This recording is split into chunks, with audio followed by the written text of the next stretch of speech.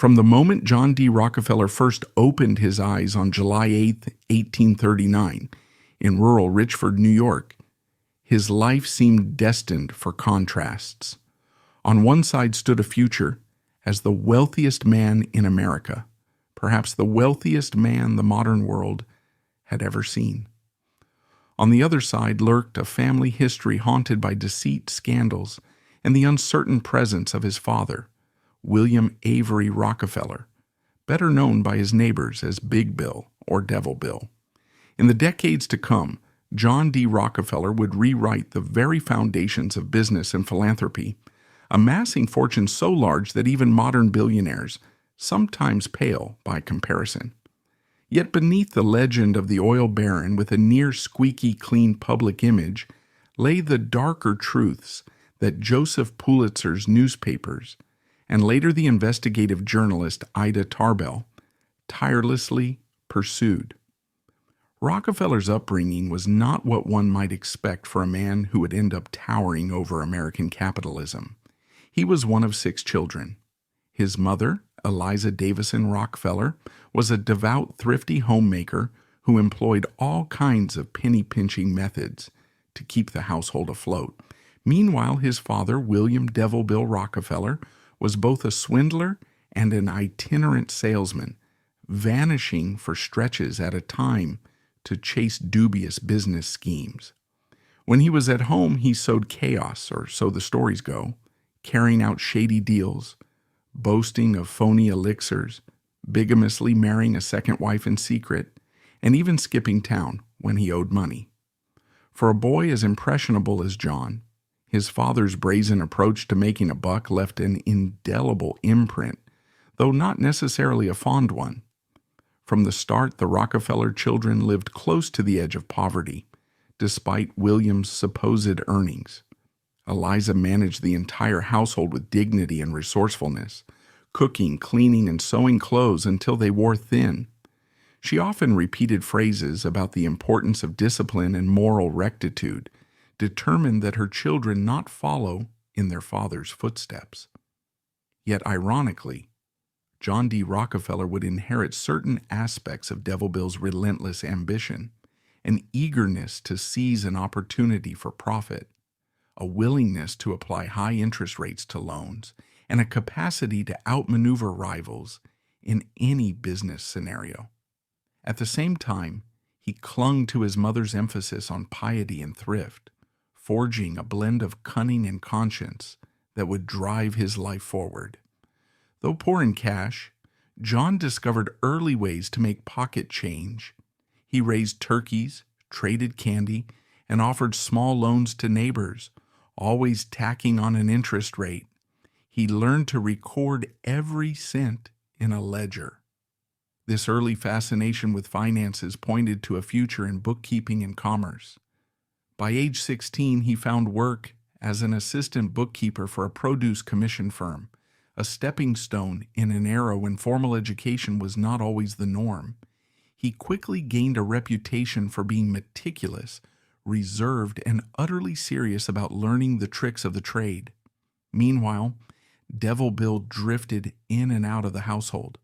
Whenever William surfaced, his harebrained schemes ranged from buying and selling horses to peddling fake cures out of colorful bottles, all the while seeking to entrap unsuspecting farmers with high-interest loans so he could foreclose on their properties. At one point, he purchased an entire barge of salt, hoping to resell it at a profit, but such stunts rarely ended well for anyone but him. John later shared little about these episodes, but one can imagine the seeds they planted in his mind. Even a half-baked plan could yield a fast buck if handled shrewdly. There were uglier sides to William. A scoundrel of multiple identities, he called himself a botanic physician, but in truth, he simply capitalized on the era's lack of medical oversight. He also took on lovers besides Eliza. One of them, a housekeeper named Nancy Brown, briefly bore him a child. Another time, he secretly married a woman named Margaret Allen in 1855, making him a bigamist. Still, the greatest crime he would be accused of, an assault at gunpoint on a young woman, led him to uproot the family and eventually vanish under the alias Dr. William Livingston. For Eliza and the Rockefeller children, his abrupt departures and reappearances introduced perpetual instability. These traumas might have broken a weaker mother, but Eliza soldiered on. For John, the moral of the story was not lost. Keep your record clean, remain discreet, and never leave yourself beholden to unscrupulous influences if you can help it. At 19 or 20, John decided that being an employee was not enough. He wanted to operate his own produce commission business with a partner. The main obstacle? He was short $1,000, no small sum at the time. Who would lend it to him? Ironically, the man best positioned to do so was none other than Devil Bill, who, perhaps intrigued by the chance to make a lucrative return on interest, supplied the money at 10%. This fatherly favor might have carried its own brand of cynicism. Maybe William intended to teach John a lesson if he defaulted, or maybe he genuinely saw potential in the young man. Either way, the loan turned out to be one of the smartest investments Devil Bill ever made. John soared, first focusing on produce but soon eyeing bigger opportunities. The American Civil War, 1861 to 1865, loomed large on the horizon. The Union needed mountains of food and supplies for its massive armies. Rockefeller's produce commission business, which involved shipping items and brokering deals for goods, was poised to thrive in that environment. Meanwhile, tens of thousands of men enlisted or were drafted. It was an era where one could pay for a substitute to fight in one's place. And that is exactly what John D. Rockefeller did. He paid others to serve so he could focus on business. This might strike some as morally compromised or unpatriotic, yet it was entirely legal in the 1860s if you had money. Rockefeller later claimed he felt a loyalty to the Union cause and was vehemently anti-slavery, but insisted that the business would collapse without his leadership. In any case, the profits he accrued during the war years seeded the foundation of his fortune. As the war drew to a close, Rockefeller began foreseeing the future of industrial America. Railroads were expanding westward, new inventions and technologies were changing the production landscape, and a certain dark, sticky substance, petroleum, was emerging as a crucial resource for lighting via kerosene lamps and lubrication for machinery. Replacing whale oil and other expensive fuels, petroleum refining became a boom industry. Rockefeller jumped into this market when it was still quite new. By 1870, he had parted ways with old partners, reorganizing his operations under a new entity, Standard Oil of Ohio. Here is where John D. Rockefeller truly began flexing his strategic muscle. He aimed to own not just one piece of the supply chain, but every aspect of it. He negotiated with railroads to secure rebates or preferential shipping rates. He reinvested profits into refining technology to extract as much valuable product as possible from crude oil. Even waste products from the refining process were repurposed or sold. He hired staff in-house rather than outsourced tasks to contractors. He methodically bought out or crushed smaller competitors. He cared more about the big vision than about short-term comfort, so he poured revenue back into the enterprise. That approach would soon catapult him beyond most industrialists of his time. By the mid-1870s, newspapers began documenting and often decrying his tactics. They accused him of price-fixing preferential railroad agreements and pressuring smaller refineries to join his growing empire under threat of annihilation.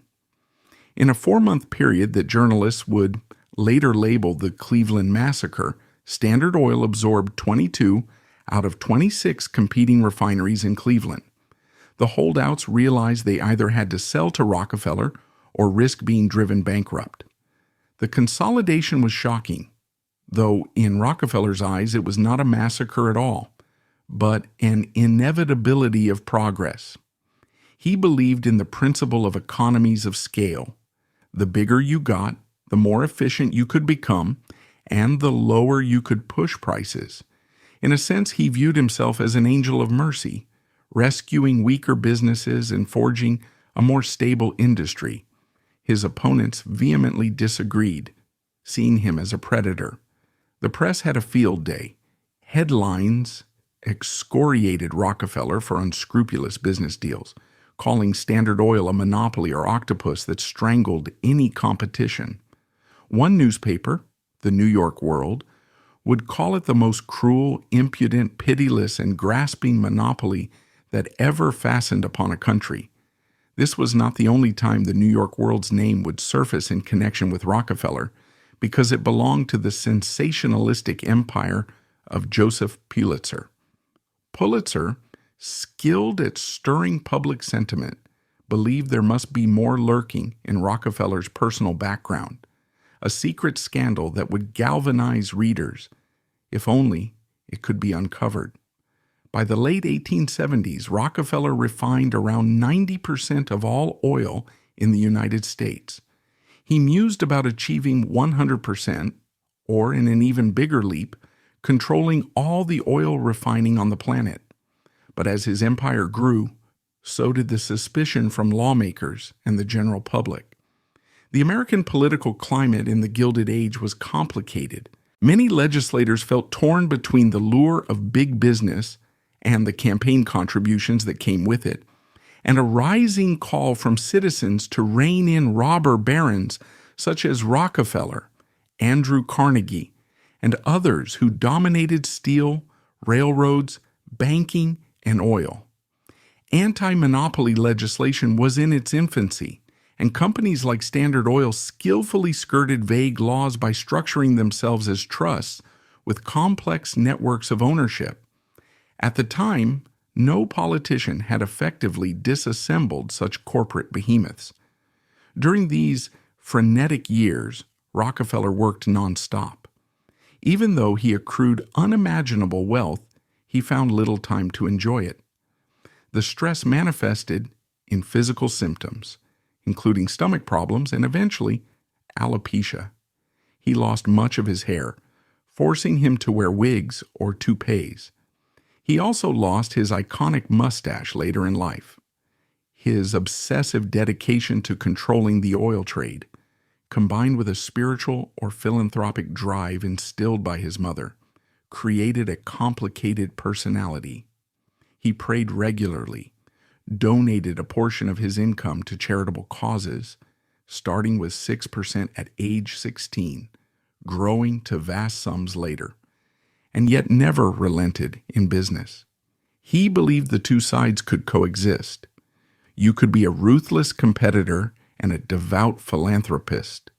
Standard Oil's formidable power made it a constant target for journalists seeking the next big scoop. But for decades, they barely made a dent.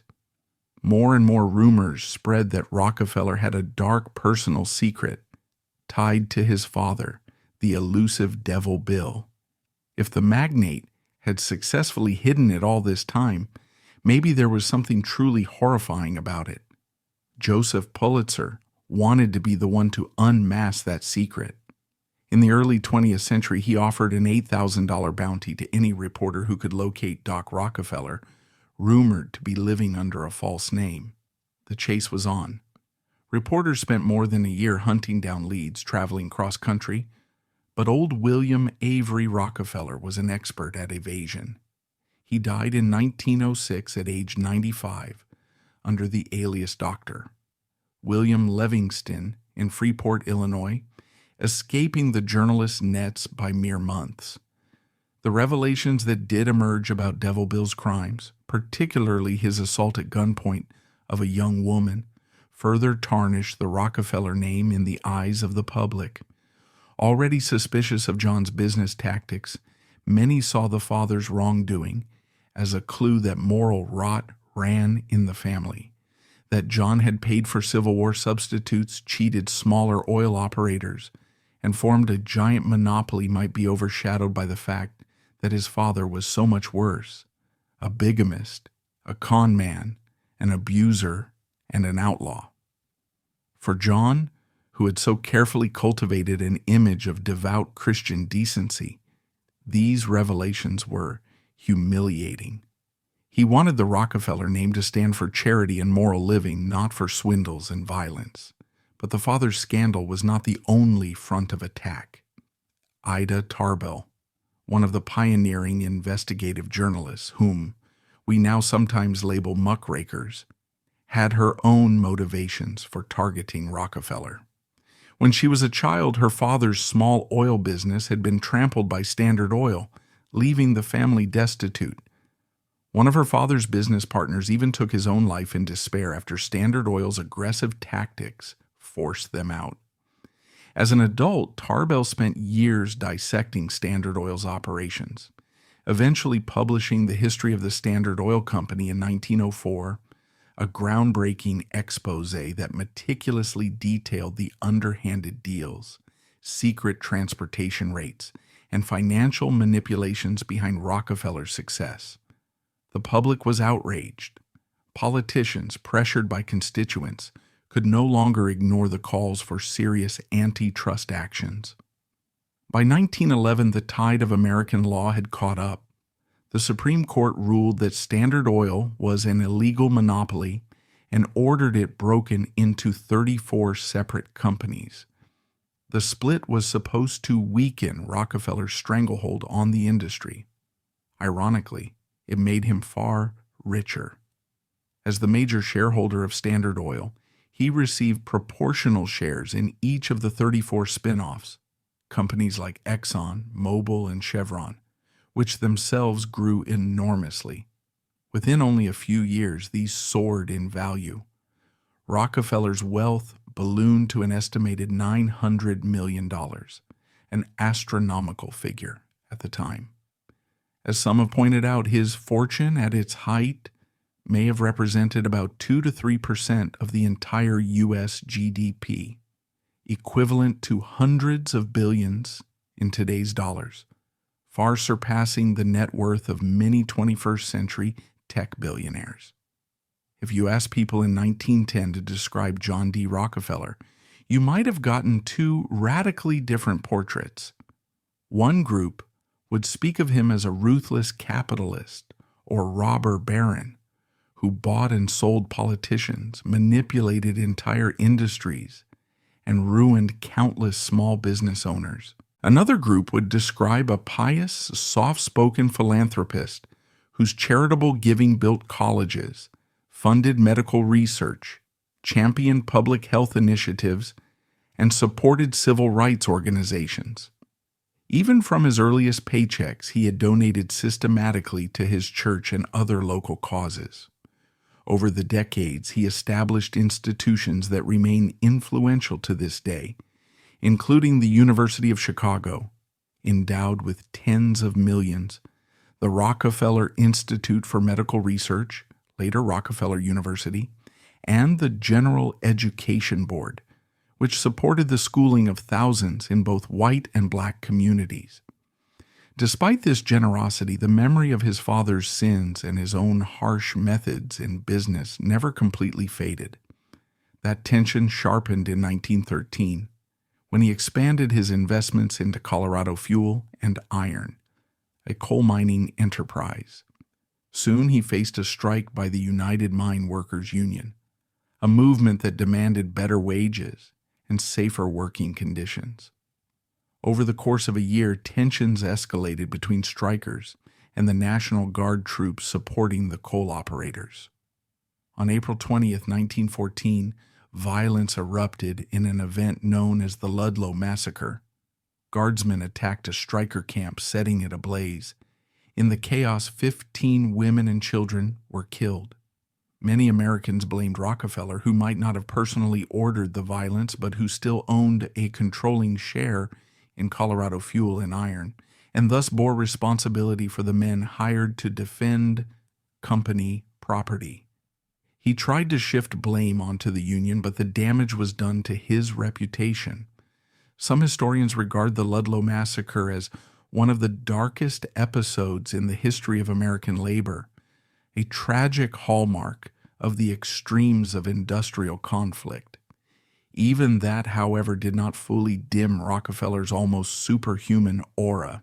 He lived in palatial residences, though not ostentatious by later billionaire standards, rode trains to his office in New York like a regular commuter, walked the streets while people either heckled him or begged for his money, and carried on with a calm, almost unflappable demeanor.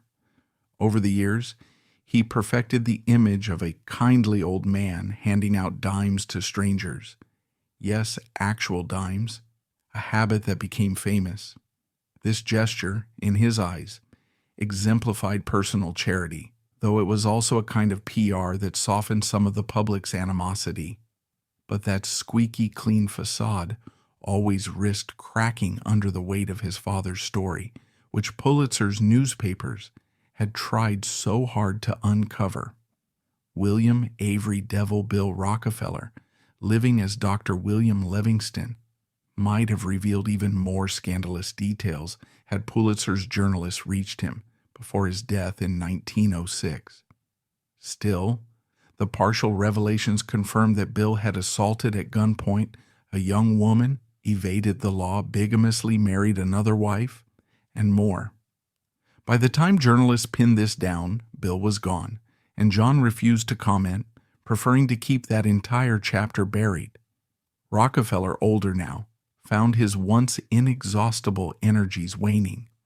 He no longer needed to manage day-to-day operations for the successors of Standard Oil. His primary concerns had shifted to philanthropic pursuits and to ensuring his legacy was shaped by the latter. In the early 20th century, he formalized many charitable foundations, drawing inspiration from Andrew Carnegie's philanthropic work. He wanted to endow institutions that would exist beyond his lifetime. Among his major contributions was the creation of the Rockefeller Foundation in 1913, which tackled medical research, public health campaigns, notably against hookworm and yellow fever, and educational reform. The foundation's expansions around the globe influenced entire fields of science and humanities. And what of his personal life? John D. Rockefeller married Laura Celestia Seti Spellman in 1864. She was the daughter of a prosperous businessman and politician from Ohio. By all accounts, they shared a devout Baptist faith, which guided their approach to both family and charity. They had 5 children, though one died in infancy. 2 of their daughters, Bessie and Alta, married into other prominent families. Their only son, John D. Rockefeller Jr., became the steward of much of the family fortune and continued philanthropic work, including major projects in New York City such as Rockefeller Center.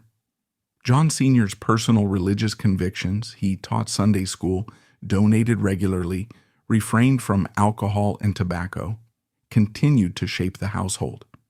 Amid all of this, the internal conflicts he experienced sometimes erupted in physical issues, including the aforementioned hair loss. Reports from acquaintances mention that in the 1880s and 1890s, he could be found pacing the halls of his estate late at night, anxious over lawsuits, negative press, or government threats of antitrust action. Then, as a new day dawned, he would adopt a fatherly smile for his staff, recite a morning prayer, and head into the office as though nothing was amiss. In 1901, additional stress arrived when the anarchist Leon Czolgosz assassinated President William McKinley. The public began to fear that resentment toward big business might drive radicals to target industrial magnates. Rockefeller reportedly increased personal security, though he continued to appear in public. Some disliked him for his seemingly unbreakable power. Others revered him as a self-made hero. Even foreign dignitaries visited him to discuss philanthropic grants. Meanwhile, tabloids repeated rumors about his father's misdeeds, about his own practice of paying off war substitutes decades ago, about alleged bribes to keep politicians in line.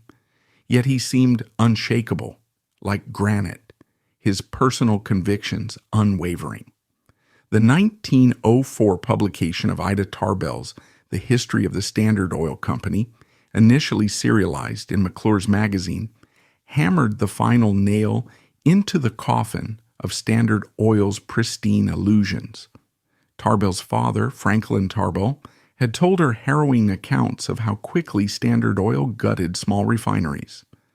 Her thoroughly documented exposé showed how Rockefeller used freight rebates from railroad companies to drive out competition, employed spies to gather intel on rival shipments, and cut secret deals to secure favorable conditions. Combined with growing progressive-era sentiment against trusts, Tarbell's work spurred legal action that would not finalize until the 1911 Supreme Court decision to break up Standard Oil. Rockefeller's spiritual leanings, ironically, made him accept the verdict with relative composure.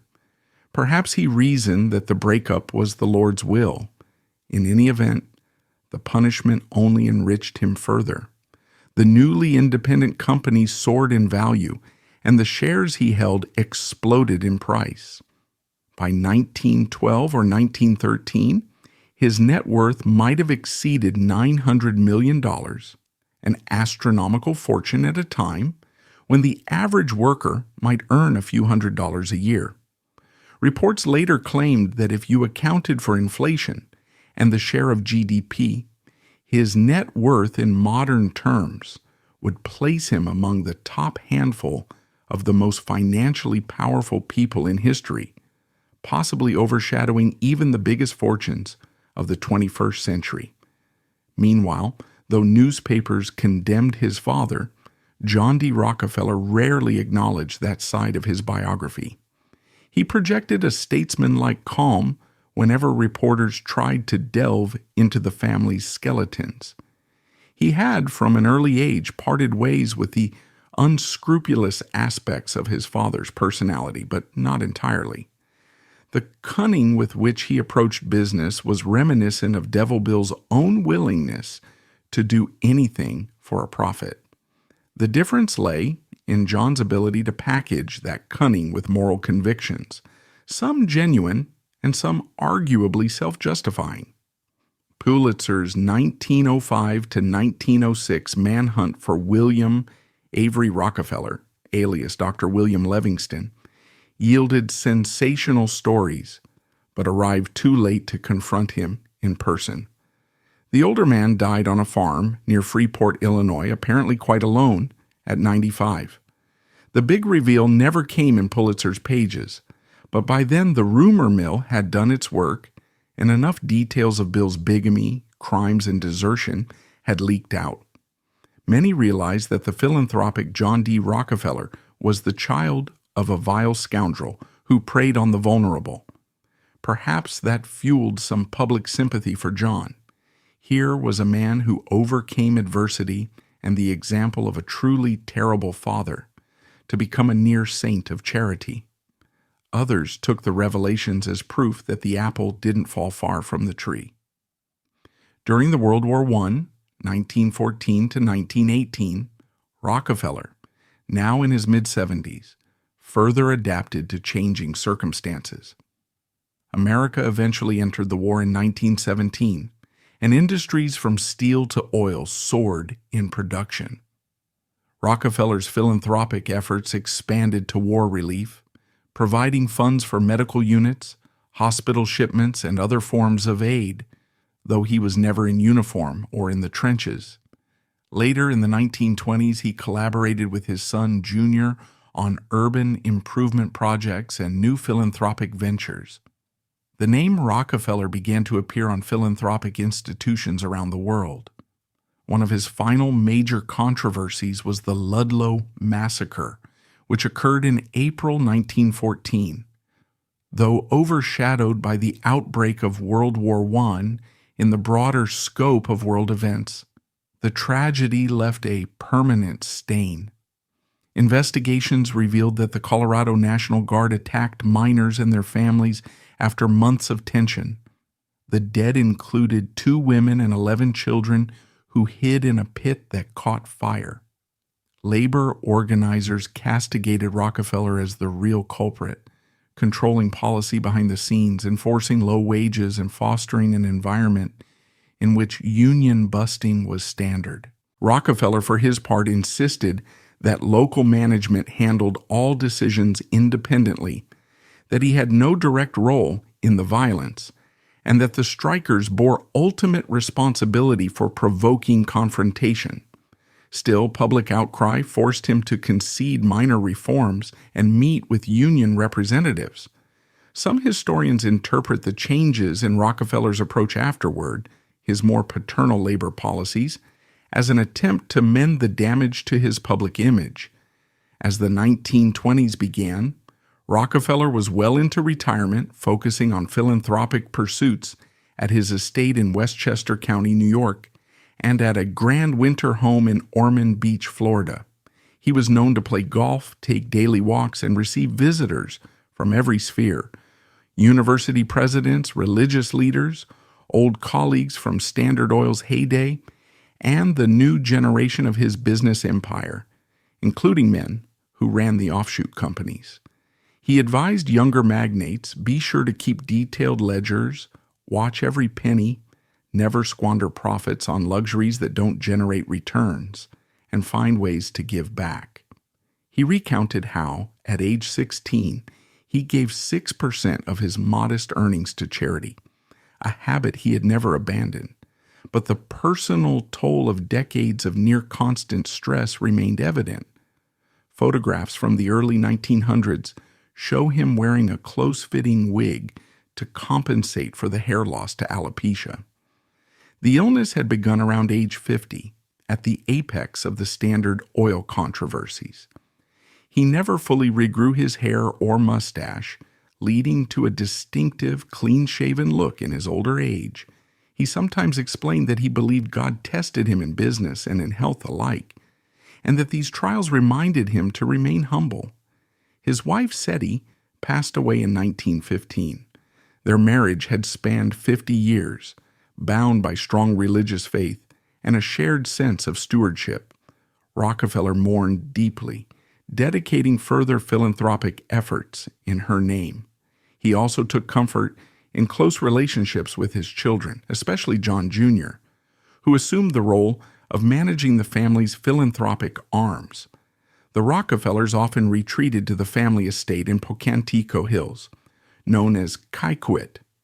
Over time, Kikuit would grow into a vast complex with manicured gardens, art collections, and multiple houses for various members of the clan, quietly overshadowing even many European aristocratic estates in its scale, though the Rockefellers seldom bragged about it. Another notable dimension of Rockefeller's philanthropy was his involvement in founding institutions like Spelman College in Atlanta, named after his wife's family. Dedicated to the education of black women in the post-Reconstruction South, Spelman College eventually became one of the historically black colleges and universities, HBCUs. Its role in advancing the cause of civil rights and educational opportunities for African Americans highlights the contradictory nature of John D. Rockefeller, a man whose company had been denounced as monstrous, but who also used personal wealth to support progressive causes. For many observers, the more they learned about Rockefeller's father, Devil Bill, the more they admired John's philanthropic inclinations. But cynics argue that his generosity acted as a veneer to distract from the ruthless empire he built on the backs of smaller businesses. Some felt that after having effectively taken so much from the public, his philanthropic giving was merely returning a fraction of those gains. Others maintained that his philanthropic investments, especially in medical and public health, saved millions of lives. thus justifying any questionable means he used to gain the wealth in the first place. Joseph Pulitzer did not live to see the final shape of Rockefeller's legacy. Pulitzer passed away in 1911, the same year the Supreme Court broke Standard Oil apart. He never successfully uncovered every last detail of the devilish father, though newspapers under his control did reveal enough to degrade Rockefeller's carefully managed public persona. Still, Rockefeller weathered that storm, partly because his philanthropic contributions to education and health resonated with large segments of the public, and many recognized that the more they hammered him in the press, the more philanthropic he became, an interesting feedback loop in Gilded Age America's relationship with its wealthiest citizens. As he moved through his 80s, Rockefeller's daily routine slowed, but his attention to finances never ceased. He watched the growth of the 34 Standard Oil offspring companies. Exxon, then known as Standard Oil of New Jersey, soared in profitability. Mobil, Standard Oil of New York, and Chevron, Standard Oil of California, also turned massive profits. He gave statements to the press saying he was proud of their success and that the fragmentation only proved the resilience of his original creation. In reality, no antitrust measure, no matter how dramatic, could erase the global influence he had already established. In 1929, the Great Depression struck. Many industrial giants were laid low, but the Rockefeller clan retained much of their wealth, diversified across many fields, and guided by conservative financial strategies. John was no longer the daily manager, but he observed from the sidelines as Junior navigated philanthropic pledges, even during the worst economic crisis in American history. By the mid-1930s, Rockefeller was in his mid-90s, an age very few men reached at the time. Still physically frail but mentally astute, he reflected on his boyhood vow to earn $100,000 and to live to 100. He had far exceeded the first goal, having earned a fortune that dwarfed that number by thousands of times. As for the second goal, old age limited his mobility, but he maintained a routine of short walks, mild exercise, occasional golf outings, and visits from close friends and family. He spent more time in Florida for the warm climate, hoping to preserve his health and stave off the arteriosclerosis that was slowly weakening him. In early 1937, his condition worsened.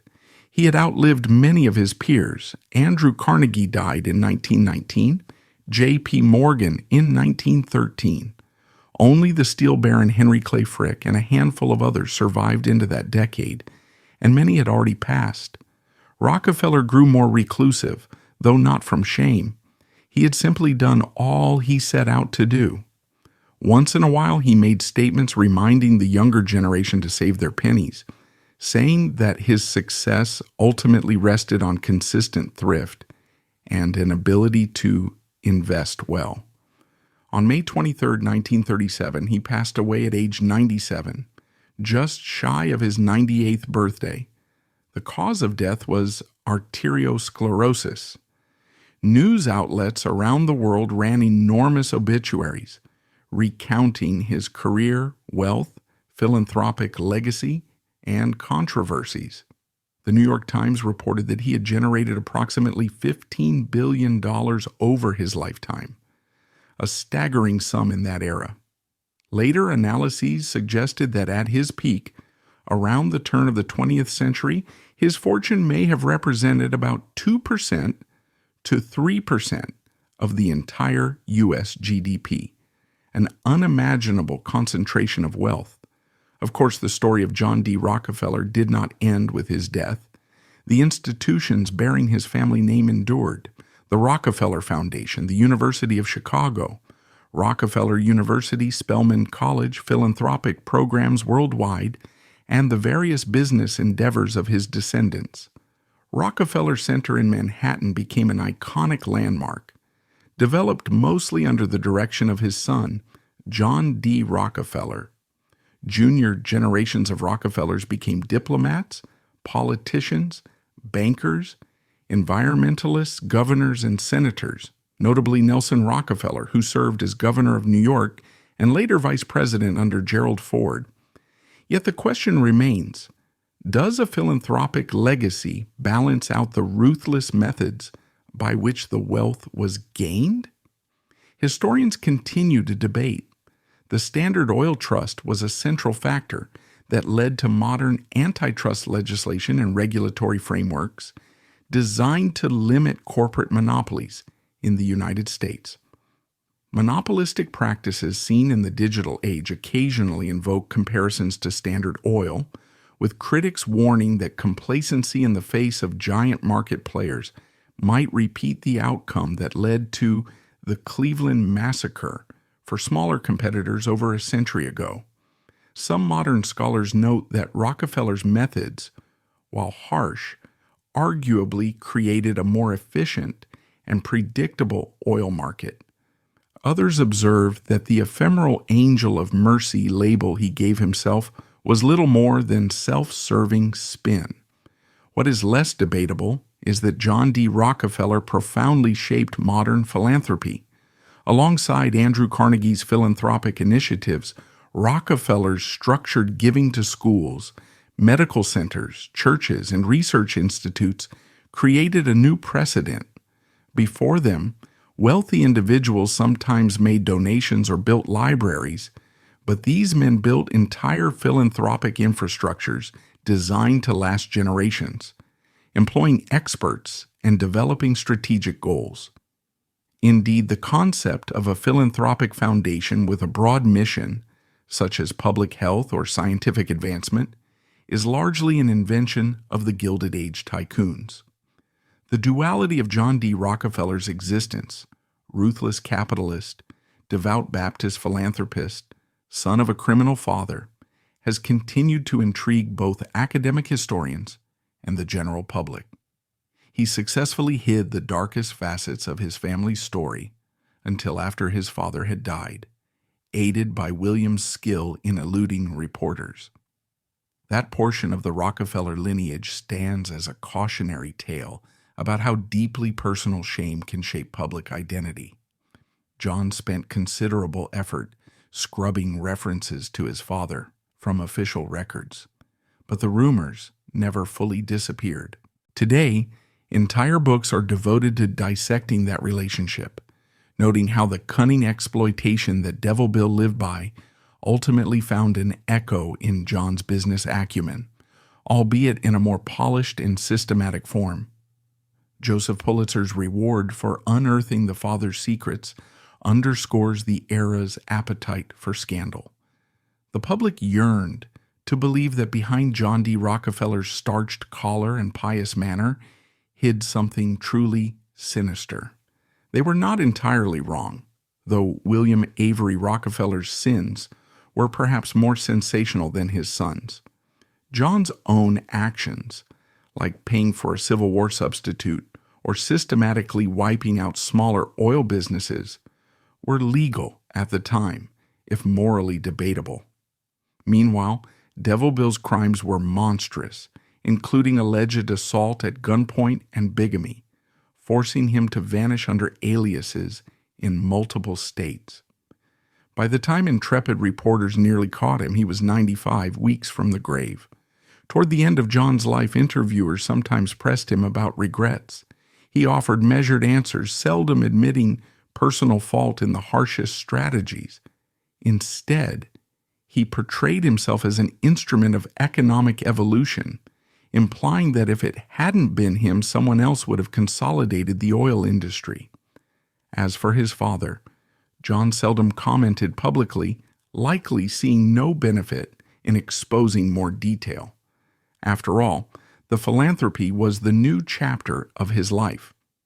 The public should focus on that, he believed, the new medical research breakthroughs that his fortune enabled, the expansions in public education, the modernization of institutions that once struggled for funding.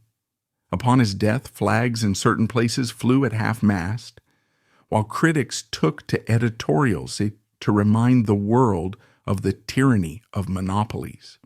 America's relationship with Rockefeller thus ended as complexly as it had existed. On the day of his funeral, throngs of onlookers gathered, some to pay respects to the man they considered a near saint for his philanthropic generosity, others to confirm that the old monopolist was indeed gone. He was laid to rest at Lakeview Cemetery in Cleveland, not far from where Standard Oil began its empire-building expansion.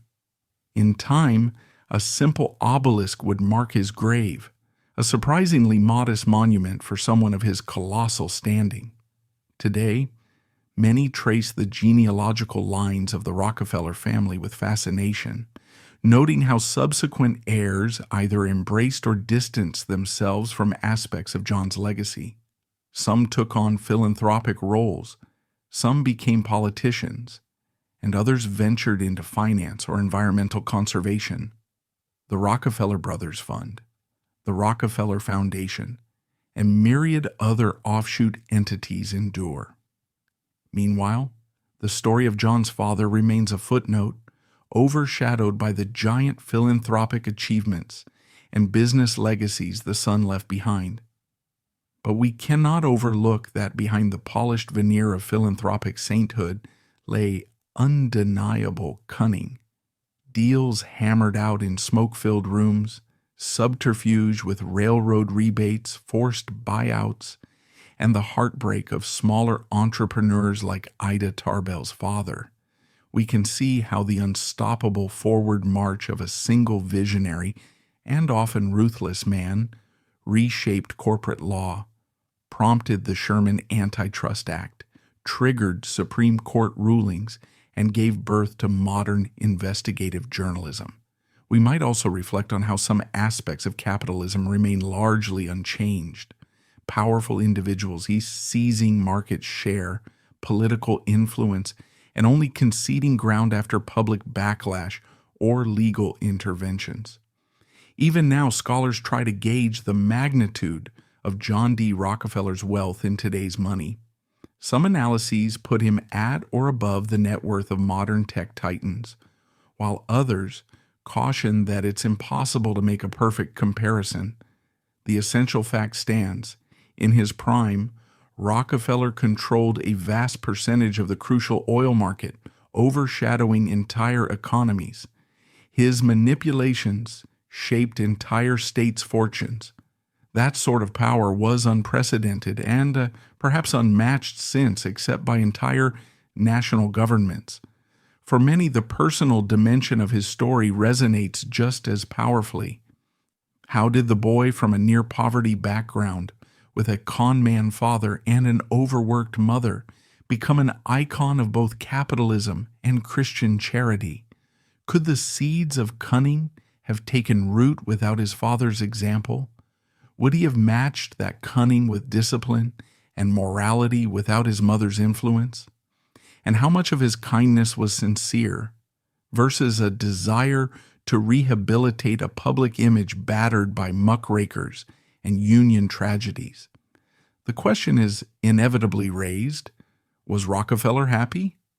Accounts from his later life depict a man who found more peace in philanthropic endeavors than he ever did in the scramble to dominate the oil market. The outpouring of gratitude he received from universities and medical institutions, praising him for new buildings, laboratories, and research grants, may have compensated for the negative press that dogged him from earlier decades. This sense of validation perhaps alleviated some of the psychic burden of knowing his father's legacy lingered, like a specter in the shadows. Yet the tension never fully evaporated.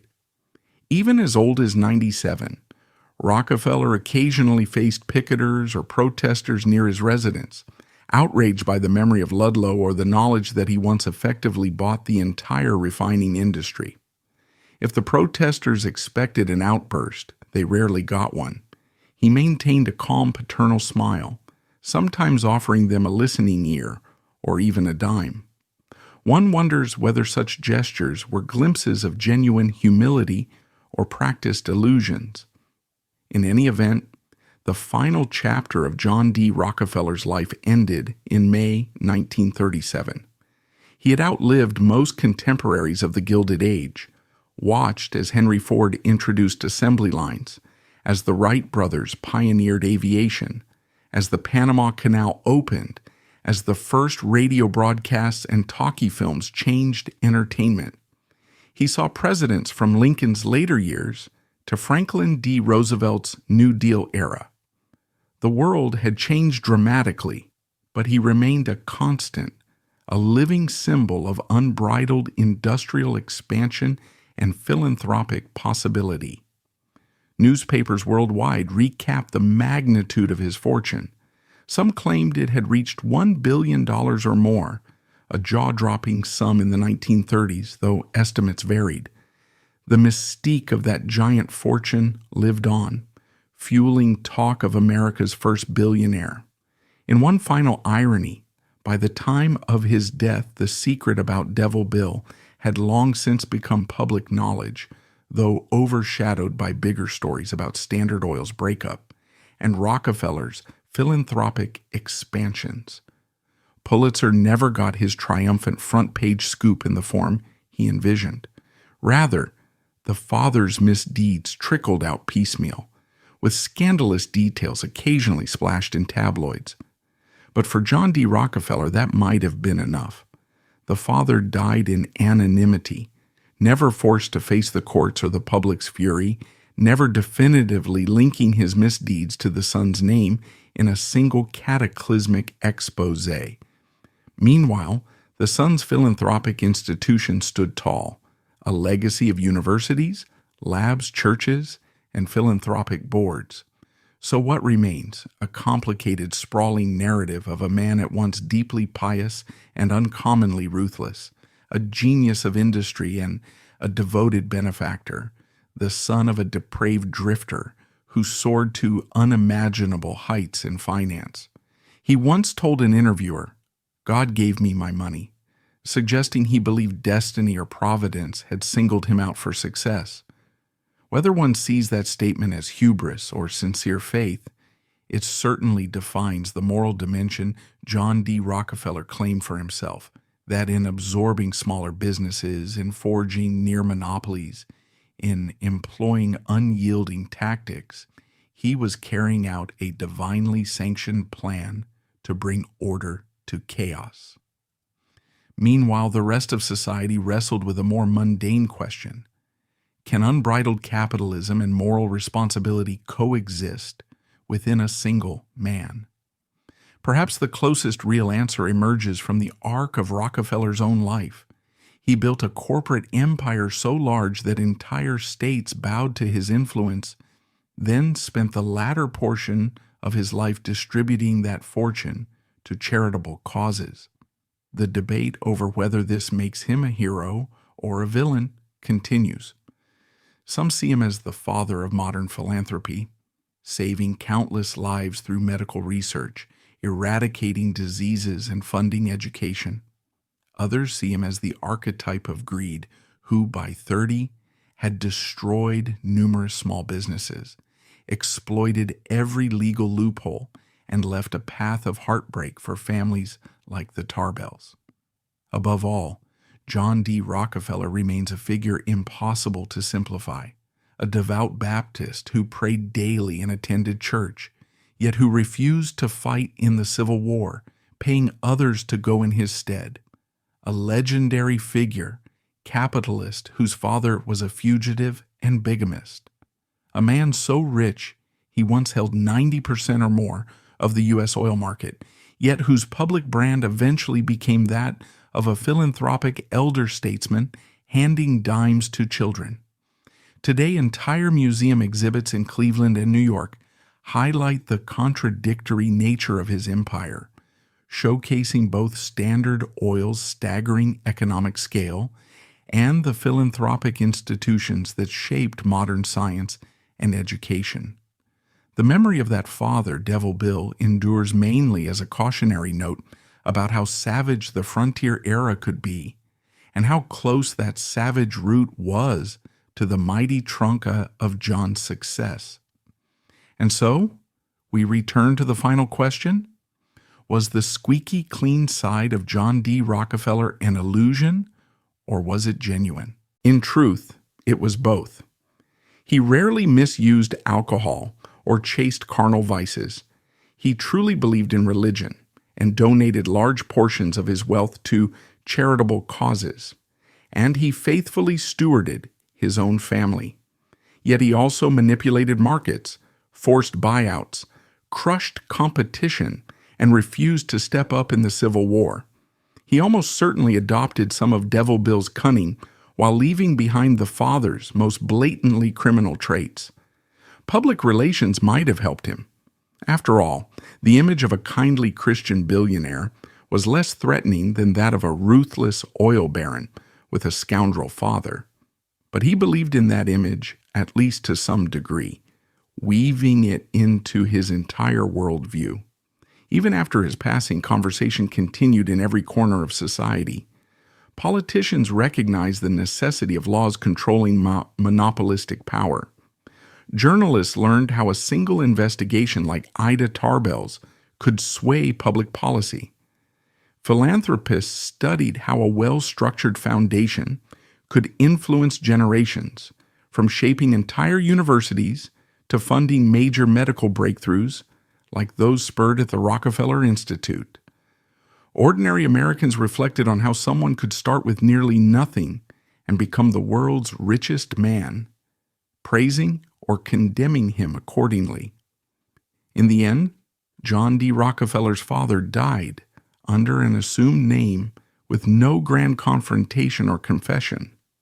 John himself nearly lived to 98, never quite reaching his boyhood hope of 100 years, yet still witnessing a modern age that had replaced kerosene lamps with electric lights, horse-drawn buggies with automobiles, and local storekeepers with national department chains. His obituary was a summation of a life that shaped America's business and philanthropic landscape more than almost any other individual of the 19th and early 20th centuries. Rockefeller's net worth at death in raw 1937 dollars was perhaps $1.4 billion or more, with total lifetime earnings, the New York Times pegged at $15 billion. If you adjust for inflation and consider relative GDP share, that might translate into $300, $400, or $600 billion in today's terms, maybe more, depending on the model. In short, an almost unfathomable empire. The man who built it was complicated, an intersection of paternal cunning and maternal morality, of business ferocity and charitable zeal. Thus concludes the extraordinary journey of John Davison Rockefeller, once a 10-year-old boy forced to witness the roguish escapades of a father who fled from the law, eventually evolving into the magnate whose empire soared above all. Newspapers once labeled him the most hated man in America, yet philanthropic societies hailed him as the greatest benefactor in living memory. He might have been the epitome of the Gilded Age, ambition raised to the highest pinnacle, wedded to moral justifications, exemplified by a signature blend of paternal calm and unwavering determination. Pulled together, it forms one of the most fascinating sagas in American history, with the shadow of Devil Bill always lurking in the background. No matter one's viewpoint, whether Rockefeller was a rapacious monopolist or a devout philanthropist, the weight of his legacy is undeniable.